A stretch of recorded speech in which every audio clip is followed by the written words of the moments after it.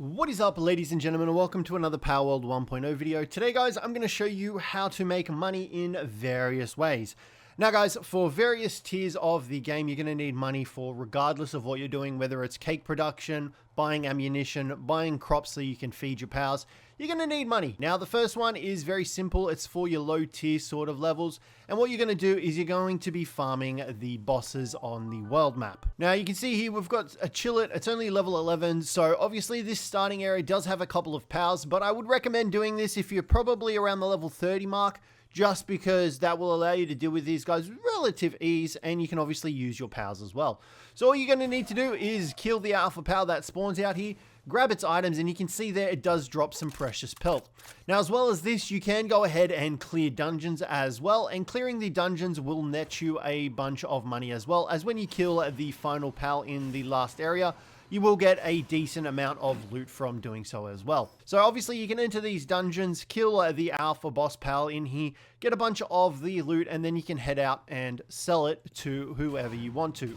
Now, you can also pair this method by using the pals that give you extra drops based on the typing of the boss pal, but for starting off, this is a perfectly viable method to generate some income. And as you kill these pals, you'll unlock the fast travel points located around them. You can see there we just got 12 precious pelts from this foxicle. That's only level 15. So you just want to farm these bosses as much as you can. However, if combat isn't your style, you can also resort to fishing. You can see here, pals will spawn in the water. You've probably heard about fishing as well. You want to aim for the ones that have the purple glow, the purple beam, or the green sparkle to them. But you get yourself a beginner fishing rod, you get yourself some simple bait, and you can come out here and fish up these pals. It is a little bit less tedious than going around and fast traveling and killing all the bosses. Plus, you will net yourself some pretty good pals. You can see there he's got Whopper and he's an alpha. From that, we got some precious pelt and some small pal souls. You could honestly just set yourself up at this small village. You can see here is one of the fishing spots in the village, and you will notice that one of the pals does have the purple glow. But a cool thing about this is once you've caught the pal that has the glow on it, all you need to do is simply head out of render range or just fast travel away, and the pals in the water will actually respawn. As long as you don't disturb them or anything like that, you can see there we did get some more precious pelt, and you can also farm the dungeon located just ahead of the village. Now, once you've obviously gotten all your loot, you can go ahead and head over to the trader, and you can see all this precious pelt that we've just gotten from killing all those bosses is worth $14,000. Very good start for those that are just starting out if you want to go ahead and get that. Now, as well as that, some of the bosses will drop better loot as well. You can see we've got precious dragon stones, we've got precious entrails as well.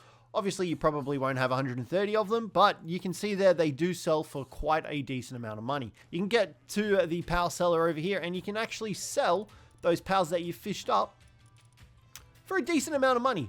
1,400 just there from the Pelengullet, 1,152 for the Fuak.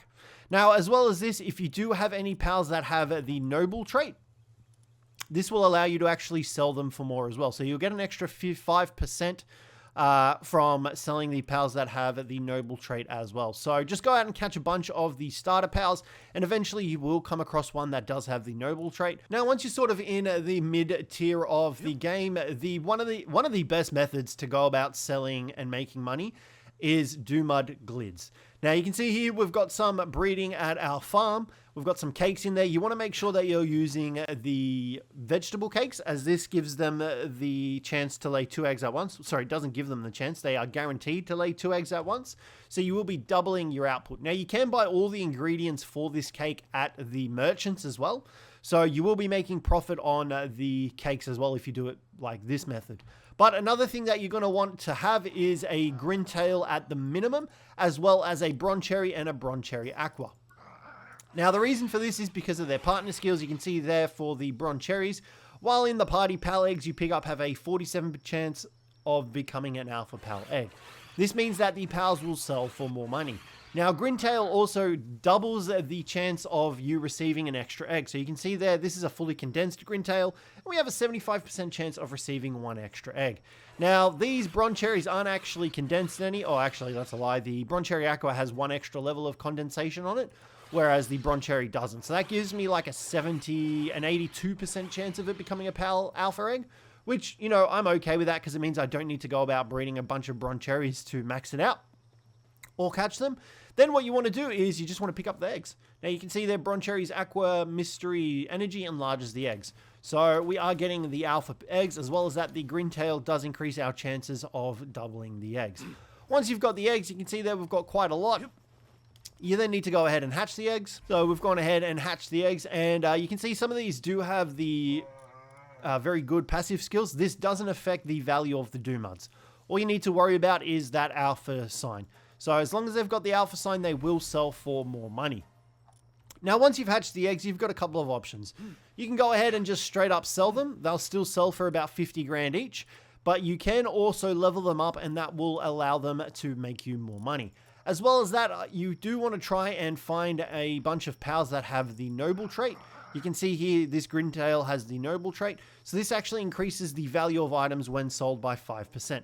Now, this does apply to pals. So all of our pals here do have the noble trait, including the bounty guy. And you can see here, if we go ahead and grab ourselves a pal merchant, come back here, sir. And we go ahead and sell our Doomuds that we just hatched. You can see here they sell for $50,000 each.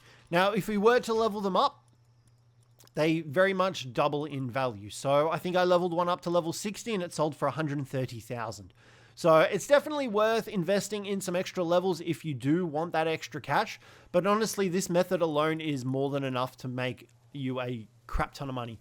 Just from that little breeding trip, we've made $646,000. I also didn't buy any of the ingredients for the cake, so this is just pure profit. Now, finally, the last method, and this is for the end game, as this item is very expensive to build. You can see there the gold coin assembly line. So this will need a bunch of Cerealite ingots, as well as AI cores and ancient civilization cores. So this is very much an end game sort of money-making method. And what you want to do is you want to get a bunch of your handiwork pals, and you want to get them working on this. So you can see you can make 20,000 gold coins per 30 ingots, which is a lot. Now, this paired with your standard ingot production, you can get a crap ton of money pumped out. So we're going to go ahead and start production. We do have some fully condensed solines here. Let's just get this merchant away. He's not going to do anything. But if we go ahead and just assign our pals to the gold coin assembly line, you can see there we've got some Selines, and there's a Dupin already working on it.